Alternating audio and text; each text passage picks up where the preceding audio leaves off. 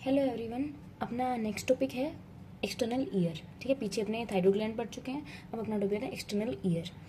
ठीक है, तो एक्सटर्नल ईयर के मेनली दो पार्ट्स होते हैं। कौन कौन से? पहले तो pinna, second external auditory meatus. ठीक है, pinna and external auditory meatus. अब अपने को जो बाहर से ईयर जो विजिबल है उसमें कुछ वो पिन्ना ही है। जो बाहर से विजिबल ईयर है वो पिन्ना है। ठीक है, उस पिन्ना में कुछ नेम्स है, अपनी नेमिंग कर रखी है। जो स्ट्रक्चर या फोल्ड जो अपने देखने को मिलते हैं उनमें कुछ नेमिंग कर रखी है। पहले अपने को नेमिंग देखेंगे, उसके बाद उसके स्पेशल फीचर्स देखेंगे। ठीक है, तो अपने ये देखो, ये है अपने को बाहर से ऐसे तो दिखता है ईयर। आप इसको इजीली पढ़ सकते हो, सब्जेक्ट हो आपके पास कोई। ठीक है, तो उसमें आप देखो तो इजीली समझ आ जाएगा कौन सी चीज़ क्या है। ठीक है, तो ये पिन्ना वाला पोर्शन है अपना। उसके अंदर सबसे पहले देखें तो नीचे जो यहाँ पे ईयर में जो पियर्सिंग करवाते हैं अपने ईयरिंग के लिए, वो पार्ट है लोब्यूल पार्ट। ठीक है, ये एक्सटर्नल ऑडिटरी मेटस। उसके नीचे जो ऐसे फोल्ड अपने को ऐसे दिखता है वो एक ट्रैगस, उसके सामने जस्ट एंटी ट्रैगस, उन दोनों के बीच इंटरट्रैगिक नोच। ठीक है, ऑडिटरी मेटस के ऊपर होता है एक क्रस्ट हेलिक्स, उसके सामने एंटी हेलिक्स। ठीक है, अब ये जो ट्राइंगल बन रहा है इधर उसको बोलते हैं ट्राइंगुलर फोसा। और ये जो मेन पार्ट है जो अंदर एक लाइक गड्ढा सा बनता है एक, है ना, उसको बोलते हैं कोंका। ये इंपॉर्टेंट है, ये नाम पता होना चाहिए आपको, कोंका। ठीक है, और ये जो आउटर जो बाउंड्रीज है इसमें एक ट्यूबरकल लाइक फील होता है, यहाँ पे उसको बोलते हैं डार्विन्स ट्यूबरकल। ठीक है, एंटी ट्रैगस ट्रैगस। और ये यहाँ पे स्कैफोइड फोसा, ये जो कवरिंग होता है उस फोल्ड में, ऊपर फोल्ड होता है ना इस तरीके से, उसमें नीचे जो फोसा बनता है उसको बोलते हैं स्कैफोइड फोसा। ठीक है, ये अपने एक्सटर्नल ईयर के बेसिक से पार्ट्स पढ़ चुकी है। अब फीचर्स की बात करूँ तो एक्सटर्नल ईयर है वो मेनली इलास्टिक कार्टिलेज का बना होता है। ठीक है, मेनली इलास्टिक कार्टिलेज, पर मोस्ट कुछ पार्ट है जैसे लोब्यूल पार्ट है उसमें फाइब्रोफैटी टिश्यू भी, जैसे ये जो लोब्यूल पार्ट है इसके अंदर फाइब्रोफैटी टिश्यू भी प्रेजेंट है। क्या प्रेजेंट है?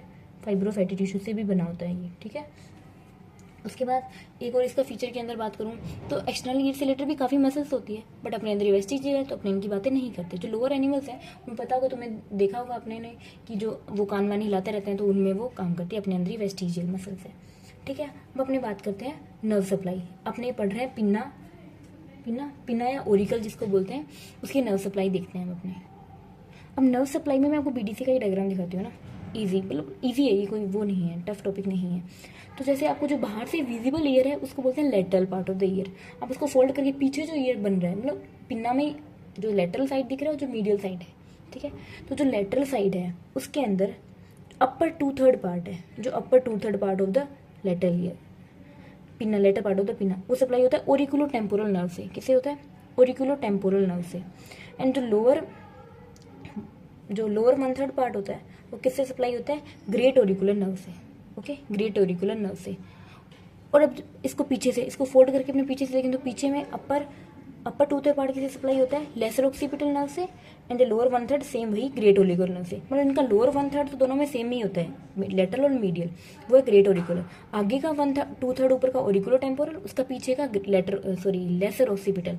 ठीक है, और उसके बाद जो रूट ऑफ ईयर है, लाइक जहाँ से ऑडिटरी मेटस दिखेगा अपने को, रूट ऑफ द ओरिकल, वो किससे सप्लाई होता है? Auricular branch of vagus, auricular branch of vagus. ये डायग्राम इजीली ड्रॉ हो सकता है, इसमें कोई दिक्कत नहीं आएगी आपको। नेक्स्ट हम बात करते हैं ब्लड सप्लाई की। ठीक है, मतलब ये चीज़ें इतनी इंपॉर्टेंट नहीं है, मतलब बेसिक आइडिया होना चाहिए। अब ब्लड सप्लाई है मेनली एक्सटर्नल कैरोटिड आर्टरी से सप्लाई होता है। किससे होता है? एक्सटर्नल कैरोटिड आर्टरी से। एक्सटर्नल कैरोटिड आर्टरी के अंदर अपने देखे तो दो, posterior auricular branch and the superficial temporal branch, ये ईयर को मेनली सप्लाई करते हैं। कौन कौन करते हैं? ये posterior auricular and superficial temporal. ठीक है, ये दोनों ईयर को मेनली सप्लाई करते हैं। ये होता है अपना ओरिकल या पिन्ना वाला पोर्शन। तो अपना नेक्स्ट अपने एक पढ़ दिया पिन्ना। अब आता है एक्सटर्नल ऑडिटरी मेटस। जो ये कैनाल है एक्सटर्नल ऑडिटरी मेटस, जो बाहर से अपने को एक कान में जो विजिबल है वो है ना एक्सटर्नल ऑडिटरी मेटस, है ना। ये क्या होता है? कोंका से वेव को लेके जाता है टिम्पेनिक मेम्ब्रेन तक। जो साउंड वेव आई है उसको कोंका से कहाँ लेके जाएगा? टिम्पेनिक मेम्ब्रेन तक। इसका एंड पार्टी टिम्पेनिक मेम्ब्रेन है।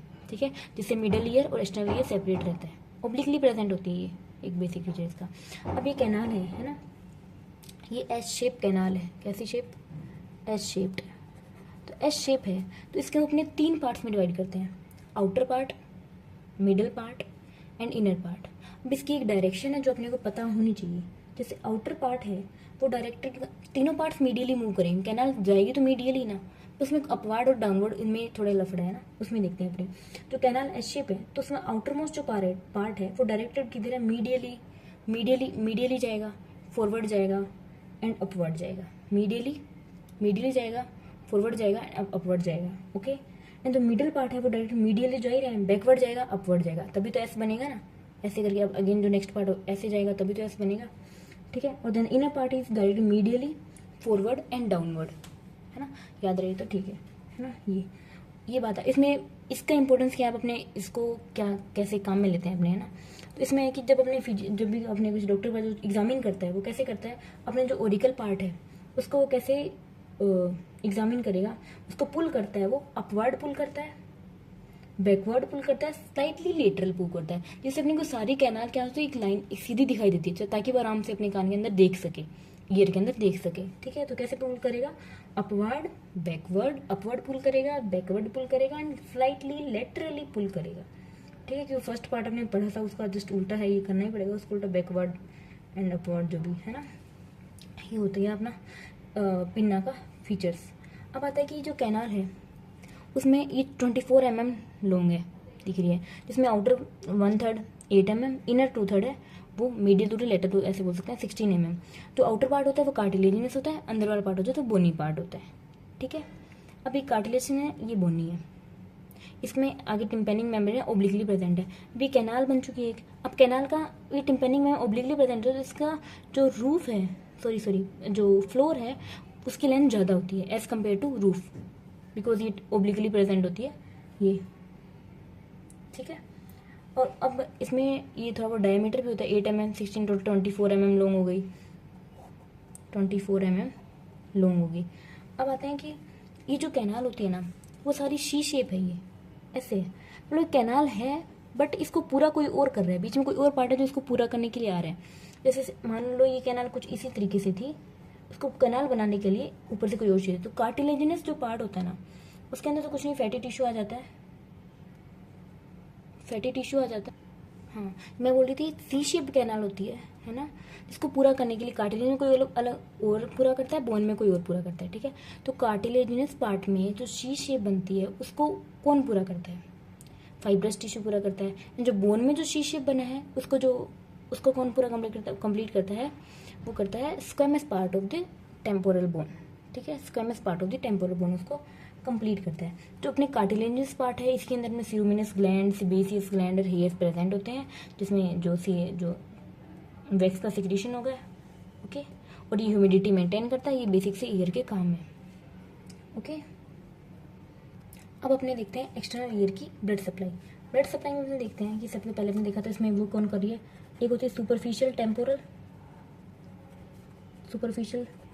टेम्पोरल जो उसके आउटर पार्ट को सप्लाई कर रही है, एंड पोस्टीरियर ओरिकुलर जो अपनी पिन्ना की पड़ी थी ना, पोस्टीरियर ओरिकुलर, ठीक है, ये दोनों जो आउटर पार्ट को सप्लाई कर रही है। उसके बाद अपने जब देखें कि डी पार्ट को, जो इनर पार्ट है डी पार्ट है, उसको कहते हैं deep auricular branch of maxillary artery, deep auricular branch of maxillary artery, ठीक है। एक बार आपको याद ही रखना पड़ेगा, जब हम मैक्सिलरी आर्टरी पढ़ते हैं तो इसमें ब्रांचेस में नाम इसका वापस आएगा, तो फिर शायद इजीली याद हो जाए। लिम्फेटिक्स इतनी खास इंपॉर्टेंट नहीं है, इसमें याद रख सकते हो superficial cervical lymph node, lymphatics में आपने इसमें याद रख सकते हैं सुपरफिशियल सर्वाइकल लिम्फ नोड, है ना। अब बात करते हैं नेक्स्ट नर्व सप्लाई की। नर्व सप्लाई अपने पढ़ चुके हैं, वैसे तो वही सेम ही है, कोई खास फर्क नहीं है।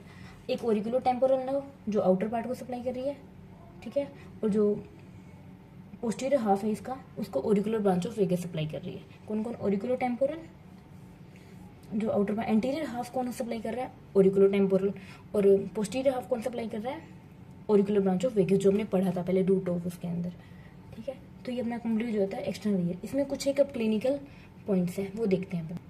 हमने पढ़े थे एक्सटर्नल ईयर के कुछ क्लिनिकल्स, है ना। क्लिनिकल्स अपने देखें तो सबसे पहले आता है पेनफुल बॉयल। इसके अंदर क्या होता है कि जो अपने को बताइए जो एक्सटर्नल ईयर की जो स्किन है वो डायरेक्टली किसी कार्टिलेज और बोन से अटैच है, तो उसमें कोई भी इन्फेक्शन हो जाता है, लाइक हेयर फॉलिकल का इन्फेक्शन हुआ तो बहुत ज़्यादा पेनफुल होता है, ये होता है पेनफुल बॉइल्स। ईयर कफ के अंदर बात करें तो अपने को होता है auricular branch of vagus nerve इसको सप्लाई कर रही थी, वेगस नर्व इसको सप्लाई करती है ना, तो वेगस नर्व सप्लाई करती है। तो किसी भी तरीके से लाइक आपने ठंडा पानी, गर्म पानी या फिर कुछ भी आपने इसका छेड़खानी की, लाइक वैक्स, इससे क्या होगा, इरिटेशन या ईचिंग हो जाएगी। तो जिससे अगर वेगस नर्व स्टिमुलेट हो जाती है तो ईयर कफ, वोमिटिंग हो सकता है, ईयर कफ हो सकता है, और इवन डेथ तक हो सकती है, sudden death by the cardiac arrest. ठीक है। एल्डरमैन्स नर्व, ये नेक्स्ट क्लिनिकल है, एल्डरमैन्स नर्व। इसके अंदर क्या होता है कि पहले से बोलते थे कान में ठंडा पानी डालने से भूख लगती है। वो क्यों लगती है, वो ऐसा सीन है उसका कि वेगस नर्व को स्टिमुलेट कर देते हैं, अपने ठंडा पानी डाल के वेगस नर्व को स्टिमुलेट कर देते हैं, जिससे कि गैस्ट्रिक सिक्रीशन बढ़ जाते हैं और बोलते हैं भूख लग जाती है। ठीक है। ये किसका क्लिनिक, ईयर वैक्स। आपने पता है कार्टिलेजनस पार्ट जो आउटर पार्ट था उसके अंदर सीरोमेनस ग्लैंड पैदा होते हैं, जिससे ईयर वैक्स सीक्रेट होता है। इसको भी टाइम टू टाइम निकालना पड़ता है, वरना ये भी ईचिंग इरिटेशन कर सकता है। ठीक है। सिरिंजिंग, इसका जो मेथड भी है सिरिंजिंग, जिससे अपने ईयर वैक्स को निकालते हैं। इसमें क्या होता है कि ईयरबड्स या फिर जो इनके पास एक होती है, उससे वो सिरिंज की हेल्प से ये उसको ईयर वैक्स को बाहर निकाल देते हैं। इसको बोलते हैं वैक्सोल ईयर ड्रॉप भी बोलते हैं। Thank you so much for watching.